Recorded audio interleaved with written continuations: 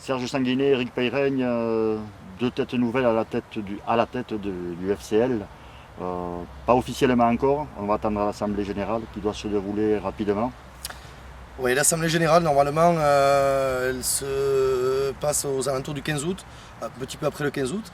Et là, on sera, je pense, coopté, moi coprésident aux côtés de Michel Crost et Eric, directeur général du club. Peut-être Eric, nous préciser ce que sera ce rôle de directeur général.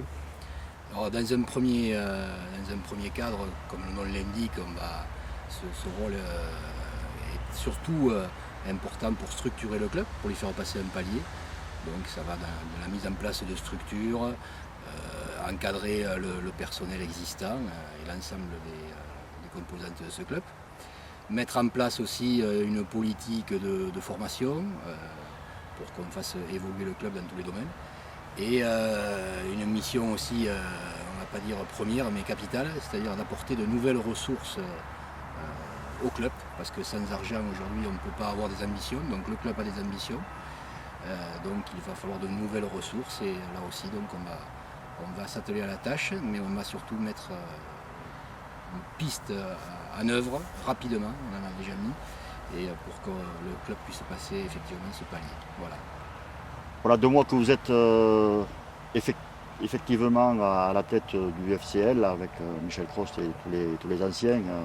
Des difficultés, il y a eu le problème de recrutement. Et disons que lorsqu'on est arrivé, il y avait une équipe avec un effectif restreint, mais par contre une équipe de qualité, parce que l'année dernière, s'il n'y avait pas eu ces soucis, cette équipe aurait très bien pu se qualifier. Alors nous, ce qu'on a voulu, c'est pas amener en équipe 1 du moins, pas amener un gros effectif, mais amener de la qualité.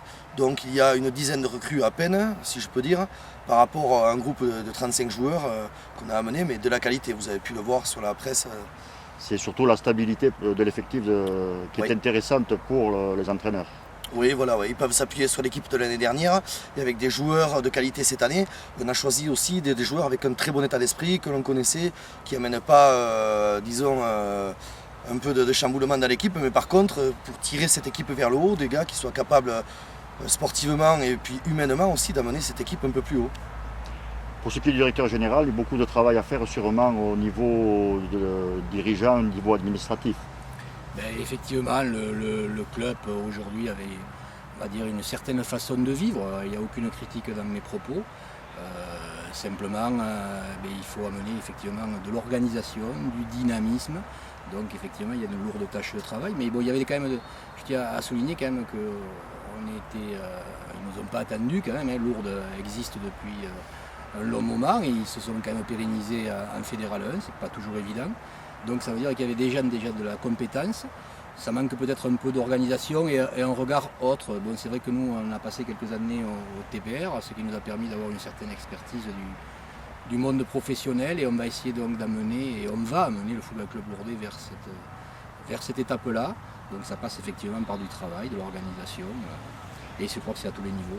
Vous avez connu tous les deux le rugby professionnel avec le TPR, vous revenez sur un rugby que l'on peut traiter maintenant de semi-professionnel. La différence n'est pas si énorme que ça peut-être. Non, honnêtement non, c'est à peu près pareil, les contraintes c'est toujours les mêmes, le travail c'est toujours le même, à savoir du sérieux, amener de l'efficacité dans tout ce qu'on fait, je crois que ça c'est important, amener des performances surtout, je crois que si on n'amène pas de performances, il ne peut pas y avoir la gagne, non seulement au niveau de l'équipe 1, mais au niveau de la B, au niveau des juniors, des cadets. Administrativement, il y a quelques petites choses qui changent, mais bon, sensiblement c'est à peu près la même chose. Bon, la seule différence peut-être que c'est avec les joueurs pros, on parle en termes de contrat. Ici, on n'est pas toujours sur des contrats, on amène autre chose que de l'argent à certains joueurs qui ont pu nous rejoindre.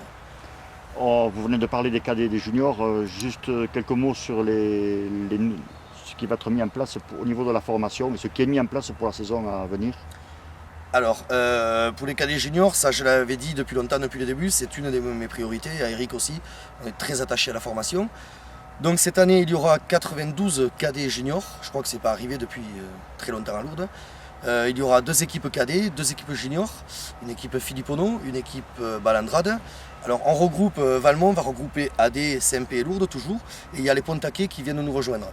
Donc il y a une vingtaine de joueurs de Pontac, de qualité aussi, j'en connais quelques-uns, qui vont venir rejoindre l'effectif des cadets et des juniors de Lourdes. Et les éducateurs, je tiens à les remercier parce que vraiment ils ont fait du gros travail cette fin de printemps et ce début d'été pour aller chercher des gamins un petit peu partout dans les villages aux alentours, Olivier Simon et tous ses collègues, ils ont énormément travaillé. Très bien, on va vous remercier, vous souhaiter bon courage pour le restant de la saison. On aura sûrement l'occasion de faire d'autres points. Merci beaucoup. Merci.